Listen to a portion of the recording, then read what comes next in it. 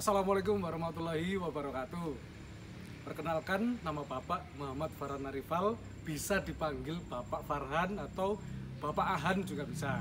Nah, Bapak adalah salah satu mahasiswa KPL dari Universitas Negeri Malang yang bertugas untuk membantu Bu Aini di pelajaran seni budaya, khususnya seni musik. Nah, anak-anak, sebelum memulai pembelajaran pada hari ini, marilah kita berdoa terlebih dahulu agar pembelajaran pada hari ini bisa menjadi berkah untuk kita semua. Dan jangan lupa untuk anak-anak, silakan presensi di WA Group Seni Budaya, ya. With an abundance of natural wealth, Indonesia is not just wonderful. Indonesia is a wonderland. Kota baru gunungnya berbeda, berbeda bagaimanapun di Salangkarang, bagaimanapun di Salangkarang. Katamu lawanlah Adinda, Adinda iman di dadara Semalayang, iman di dadara Semalayang. Sayang si patokaan makai go gorokan sayang si patokaan makai go gorokan sayang sajujur you madam ko bisa papare sa muna keke sa muna keke soleram anak yang manis janganlah dicium sayang kalau dicium merah pipinya kampung nan jauh di Batu Kunwangsan saya baku liliang takkan aja kawan nan lamu sangke basuh yang surya.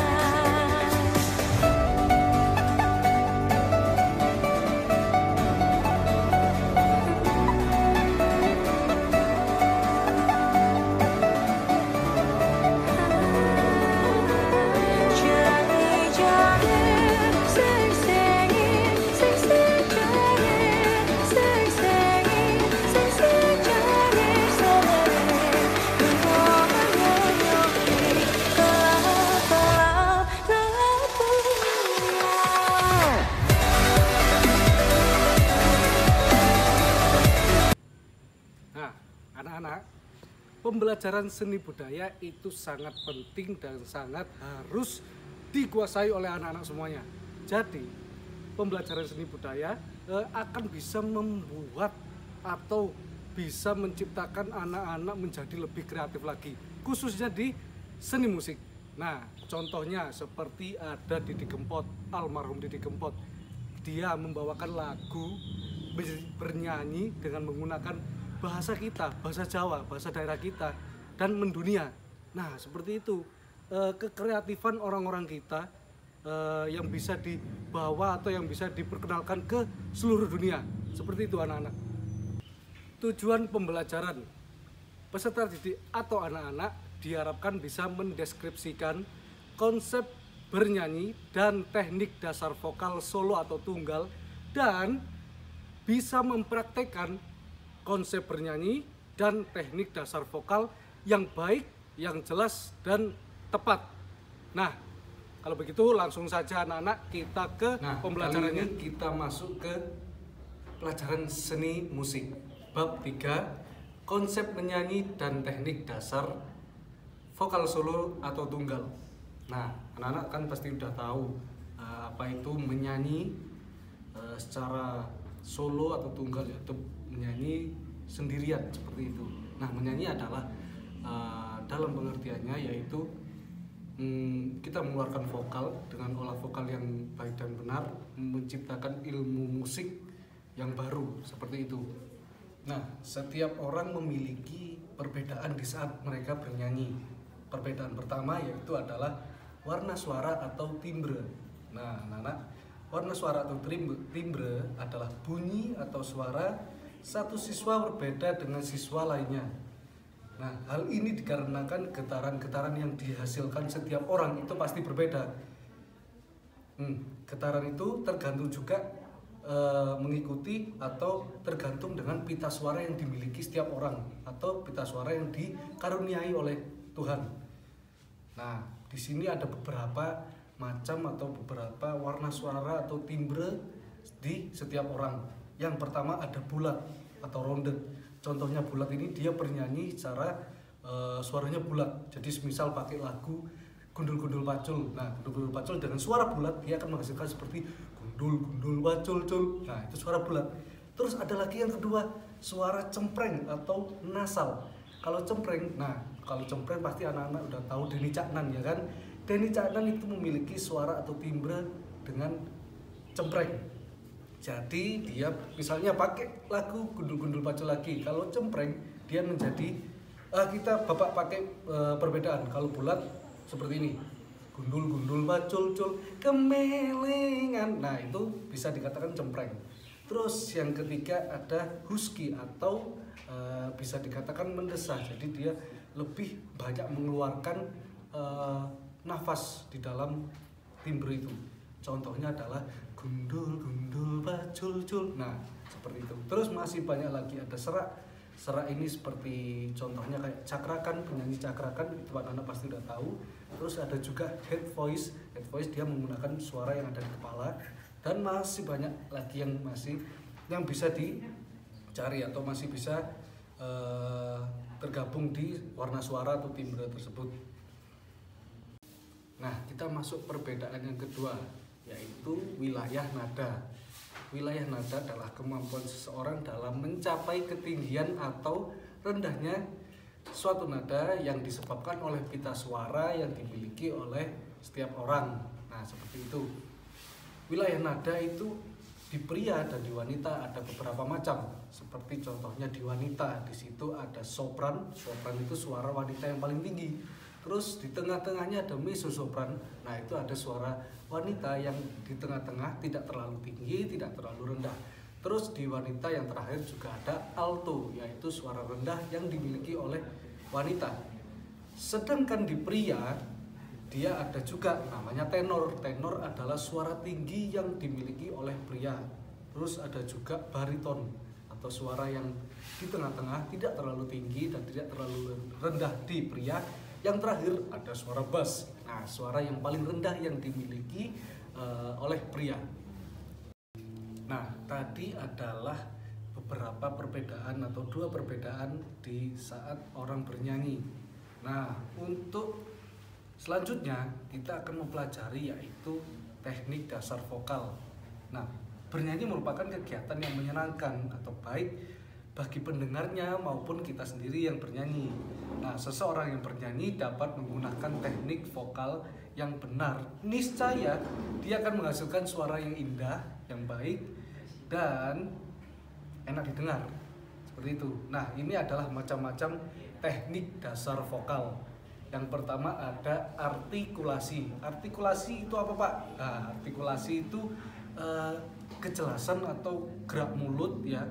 Bernyanyi itu yang baik tidak terlepas dari pengucapan kata-kata yang ada pada lirik lagu yang jelas seperti itu. Jadi kita bernyanyi itu artikulasinya atau kata-kata yang kita sebut, kata-kata yang kita ucapkan itu harus jelas sehingga nanti pendengar bisa mendengarkan atau bisa yang bisa mendengarkan kata-kata apa yang dikeluarkan oleh penyanyi biar mereka paham seperti itu.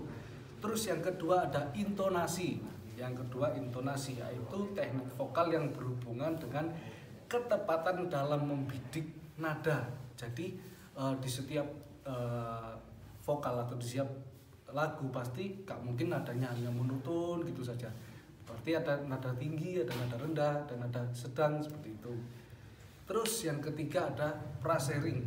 Nah, ini frasering atau pengkalimatan merupakan teknik vokal yang mengatur tentang pengkelompokan kalimat di mana penyanyi dapat mengambil nafas pada setiap jeda antar kalimat.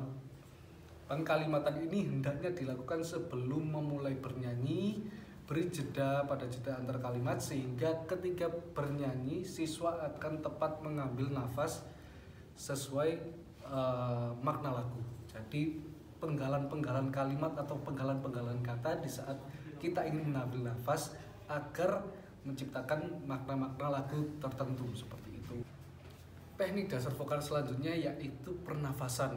Nah, pernafasan dibagi menjadi 3, yaitu pernafasan dada, perut, dan diafragma.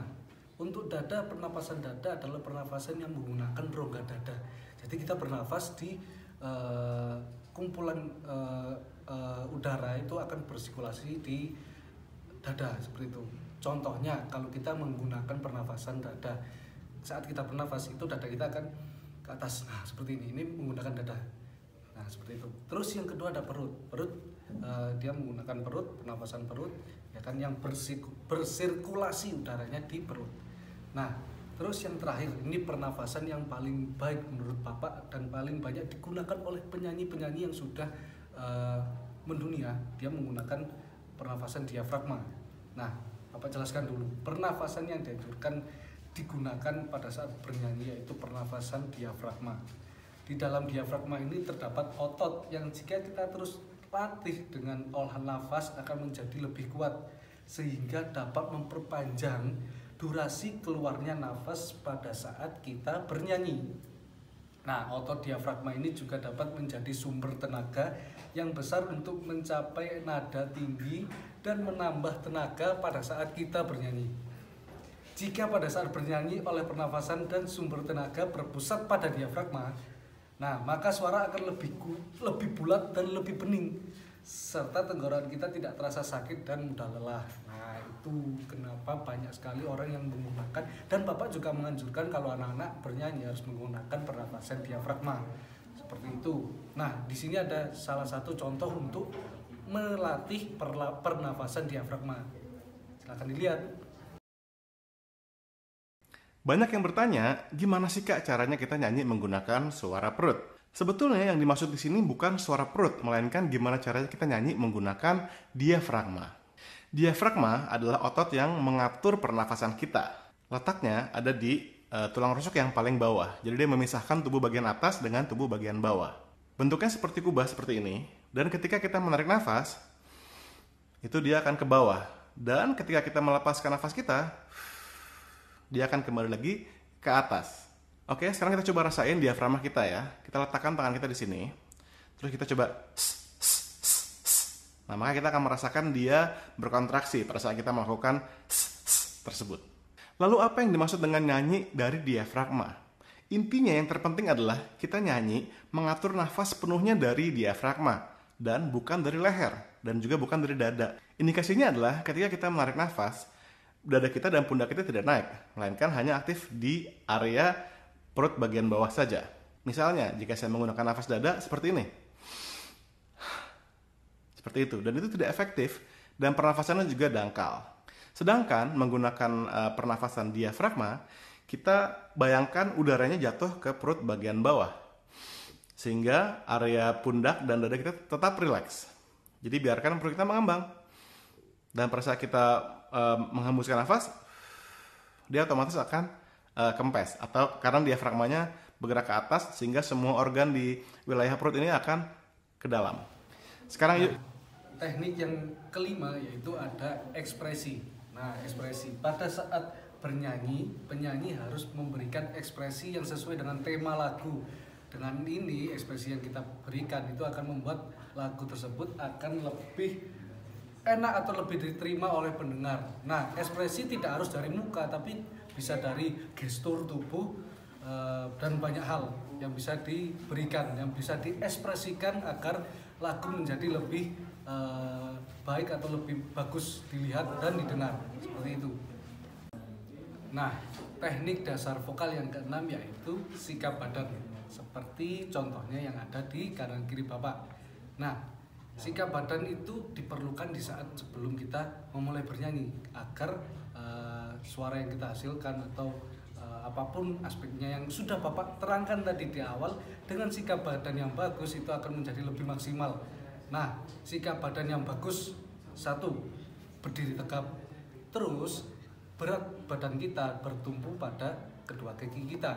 Nah, yang ketiga yaitu dada kita dibusungkan, lalu tatapan kita harus lurus ke depan.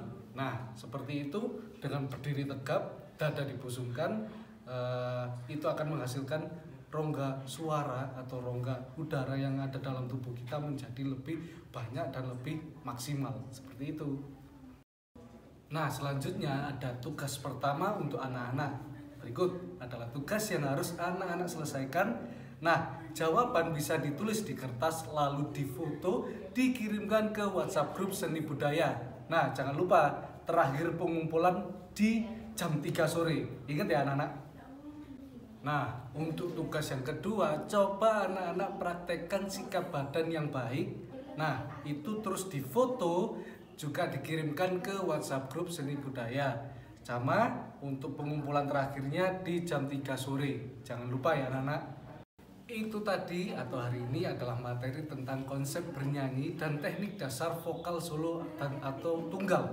Nah, untuk seperti itu, jadi anak-anak silakan tugasnya dikerjakan, tugas 1, tugas 2 dikumpulkan sore jam 3 ya anak-anak. Terus jangan lupa jaga kesehatan. Nah, untuk pertemuan selanjutnya kita akan membahas tentang ornamentasi melodis ritmis dan kita akan membahas tentang lagu-lagu yang ada di daerah kita atau lagu-lagu pop. Seperti itu, sekian dari Bapak. Mungkin Bapak ada salah kata, mohon dimaafkan. Wassalamualaikum warahmatullahi wabarakatuh.